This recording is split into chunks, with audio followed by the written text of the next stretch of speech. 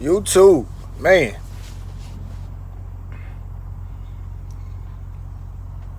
I don't know what to say, man. I really don't know what to say. Um, I just got back from getting unloaded over here in is it Smyrna? Yeah, Smyrna, Tennessee. I remember coming over here back when I was at TMC. Well, not to the place that I went to because I don't believe the place I went to was actually there. I think at that particular time they made it looked like it was a fairly new place, but like I said, it's a lot can change in a year, much less 3 or 4 years. But just to retell that particular story, we got over there. It was me and another guy. We got over there, and I want to say we had like a 9 p.m. unloading time or something of that particular nature. But we get over there, and they like, oh, we can't unload y'all. Like we don't. We stop unloading at a particular time or whatever like that. And I think they was like, we weren't gonna start back unloading trucks until like midday the next day or something like that. So obviously, we on E-log, so it's like, we ain't got no time. And then if anyone's been anywhere around like Nashville, inside of 840, I'll say that inside of 840, aside from being on the west, being on the west over there by the Petro and over there, I think it's a Flying J over there. Ain't no parking. After a certain time, like, ain't no parking, right? So they was like, well, you can't park here, obviously. So you can go to the Walmart. So we drive over to the Walmart. A big sign, no overnight truck parking. No overnight truck parking. So I think like maybe later that night or something. Or no. It was early the next morning. Somebody came and said we'll unload y'all early because it was a miscommunication on our behalf or something like that. So I was like, all right, cool. So this morning before I left, I Google Earthed the thing, and like the way I Google Earthed it, it was just like it was nothing there. So obviously that indicated to me like, yeah, this place ain't been here that long, Like, and I don't know when the last time they did like the Google Earth of it, because even with the aerial view, it was still nothing there. And obviously once you drop down to the road, it was nothing there. So I'm riding, and when I get off the exit, I'm like, okay, this looks familiar, because I remember one time it was a store, it was a raceway or something like that, speed track or whatever the name of the store was. But like the catch of it was like they had like a 20-ton weight limit on the bridge, and I think at that time, like in the trucker path, it was like you had to talk to management to see if you could park there or something like that. They had truck parking, but you had to talk to management. I think it was one of them situations where like you may have had to pay to park, at that time. So I remember I went in and talked to management, like, yeah, sure, you can park right there, woo to woo, blah blah blah. So as I'm getting closer, I'm thinking to myself, I'm like, I know I should keep straight, but the truck GPS is telling me like, nah, get off on the exit, make the loop, bust this left. My phone is telling me to keep straight. Notice now, my phone, Google, is telling me to keep straight. But I'm like, you know what? It's around the Nissan place or whatever like that. So I'm gonna roll with the truck. You know what I'm saying? I'm gonna roll with the truck. Even though I've said on video I was through dealing with the truck, especially in certain situations. But I said I'm gonna roll with it. Man, it wasn't 2 miles down the road when it instructed me to make this left turn. I knew. Nah, man. This ain't the way to go. So man, I kept driving, narrow little road, man. Road so narrow, then it go into a curve. They got mailboxes sitting on the side of the road. So I'm pulling into the left lane to make sure I'm pulling the trailer over so I don't knock over those people's mailboxes and whatnot. So then I get to where I need to make the final left turn. No trucks. I'm like, look, man, hey, I can't keep straight, you know. I just gotta bust the left. It was big enough for me to make the left, so made the left, kept going. Another sign, no trucks. Beautiful, nice little subdivision, you know, because if you know anything about when they bring industries in, you know, they have to, you know, bring housing in for the people that, you know, want to be close to the job and stuff like that, you know. So if you know, you know. And I just say it like that. So I get to the place. It's up on the left. Left hand turn. I'm like, I see how this set up. See, they even got the little driveway you pull in. It's kind of arcing to that way. So when you make the left, your trailer gonna run over the, you know what I'm saying, the whatever the little thing is that you want to call it. Made it there. No low hanging, no, you know, none of that good stuff. So made it there, got unloaded. Sat there for a minute, and dispatch didn't call. So at that point I'm thinking maybe, you know, they're probably a little tight on loads, which, you know, with the holiday and all that stuff like that, you know, certain places may not be open tomorrow, you know, blah blah like that. But I know one thing: if too much time go by, you know, take that thing to the crib. Start fresh Monday, cause I need to fix. Oh yeah, I ain't tell y'all, cause I ain't recorded that night. I need to fix my door. Like I'm riding, and the door like was popping open, so I'm having boom. So I'm like, yeah, man, I gotta straighten this out. But I think I know what it is. I think it's not catching because of the fact that the thing is like leaning out, so it's not aligned for it to really catch like it needs to catch. So I'm like I said, I'm gonna get my drill, charge my drill up, go buy some of them little self-starting screws, and I'm just gonna screw the thing. And what was killing me was the fact that I had locked the door and everything, and it was like when it was locked, it was, you know, but like when it's not locked, it was shut for longer periods of time. And then anybody been through Louisville, you know, regardless if you get on 264, if you get on 265, or if you're on 65. It's just a bumpy road. It's a bumpy ride through there. I don't know what leadership is doing over there. It's terrible, right? It's terrible. The nicest part of Louisville as far as riding is that new toll bridge that they built, and then when you get off going to like over there close to where the port is at, you know, those are like the nicest roads. But aside from that, trash. If anybody from Louisville listening, I'm sorry, but you know, it's trash. You know that. So, right now I'm over here in Antioch, right? So, I pull in. It's 122 spots here, right? Midday. I had seen it in the reviews. It was like, you know, 90% of the truck stop parking is reserved. And so I was like, okay, 90, okay, you know, I got it. But when I got in here, it really is like, it's 90. So from me looking, it was only like 2 like free spots. And I said, man, it's midday. Jokers are gonna come out here and tell me, you gotta go, you gotta move, you know, cause I'm not about to squeeze in between. No, I'm not doing it. I see guys with dry vans and reefers do that dumb stuff all the time. They don't swing it out enough, and they'll get in. I saw a guy actually get stuck like that one time. Like he literally got stuck. In there. So I don't even play around like that. Which I got a flatbed, and with this split axle, I'm not even trying to play them type of games anyway.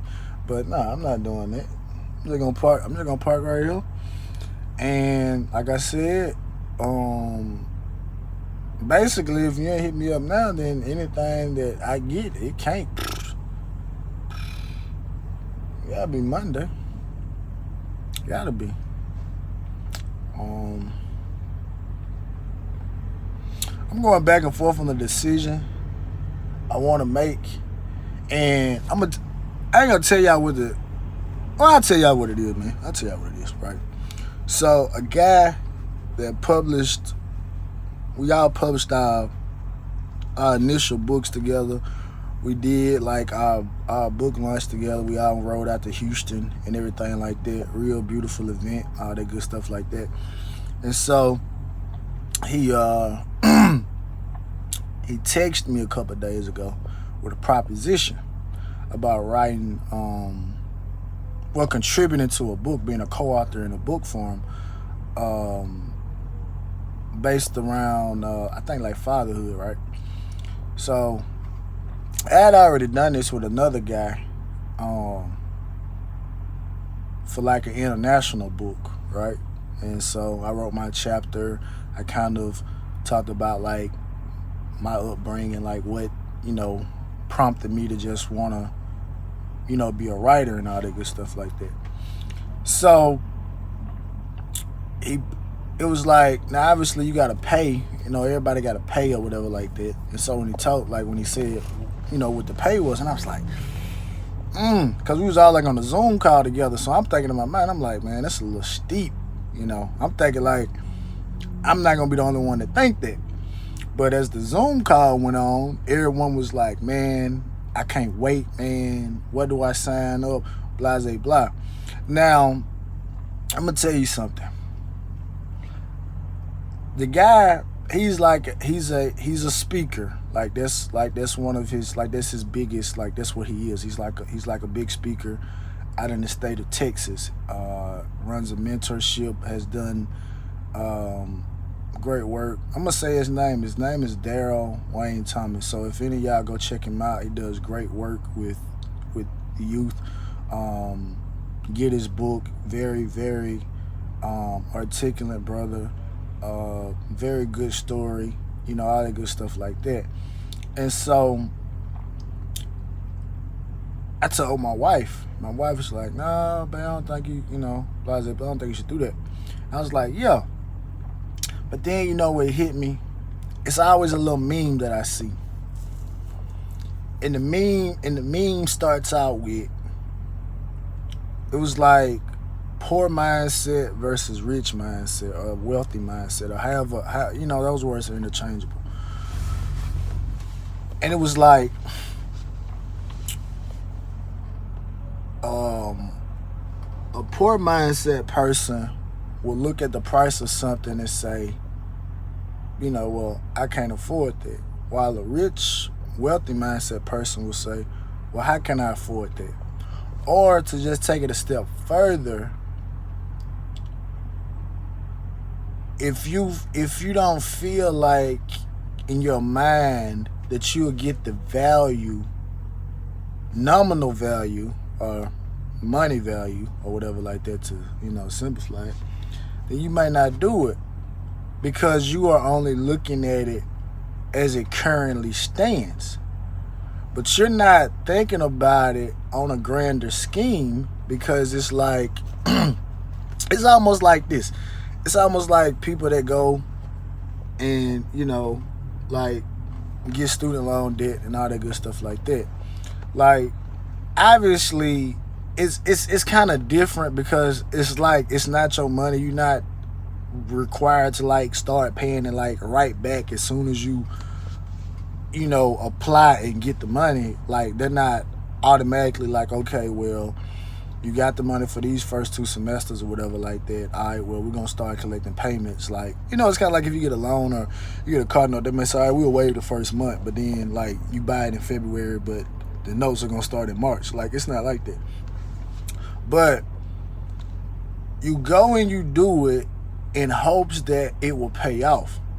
So like today I just had like an epiphany, and I was like, which I had already thought about it prior, because I was like, you know what, man, if that's something that you like to do And if you look at it from a standpoint, it's like what it could become, when you want to be a part of something like that.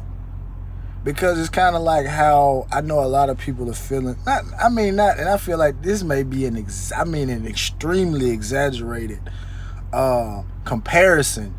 But if you just look at it from the essence of it, you know what I'm saying, you'll understand it. But it's kind of like how a person, like, let's say like Bitcoin right now. Anybody that follows the crypto space and stuff like that, Bitcoin is like right at $28,000 right now. Last I checked. If you could have got in on Bitcoin back when it's in like its inception, like 2009, 2010, when it was like pennies on the dollar. I mean, like not literally pennies, like it was literally pennies. Like you could have bought like 2,000 or 3,000 Bitcoin for like $5. You see what I'm saying? But now it's to the point now where it's like it's unaffordable for the average person. Whereas the people with the money, you know, they can afford it because it's like, all right, 28,000, boom, whoop de whoop. So the reason I use that as a comparison, because it's like, dang, you know, you could look at something like that and you could say, man, you know, it ain't even worth that to be involved, because you can't project out what the value of something will be. You know, you just never know, right? So I was like, I load like I think like tomorrow is the last day you can sign the contract and all that good stuff like that. And so I'm just like, you know what? I'm gonna go ahead and do it, man. I'm gonna go ahead and do it. Because at the end of the day, you just never know, man. You just never know what something can do. You know what I'm saying? When you're, you never know what something can do, man, when you're involved in something. And you shouldn't just or you shouldn't just look at it from the present tense. You should always look at things as value appreciation and stuff like that. So yeah, I'm gonna go ahead and do it. I'm gonna get my chapter together, and we gonna do it like that. Because at the end of the day, it goes back to that analogy with that old thing. It's like you miss 100% of the shots you don't take, and I'll take it a step further. You miss 100% of the opportunities that you don't take, or you don't feel like you can understand what the value is. And I'll say this, and it's not even 100%. You know what? Nothing is 100% in this world but life and death and taxes, right? Life, and I ain't gonna say taxes are guaranteed, because there's people that's not paying taxes. So we'll just say life and death are the only two things that are guaranteed, right?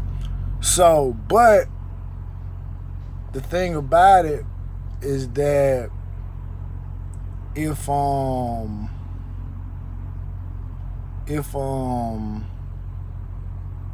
you don't try it, or if you don't, do it or whatever like that, you'll never know. And then if something do pop off and you're like, dang, man, I could have been a part of that. But I was thinking so short-sighted about it, right? And you just miss out.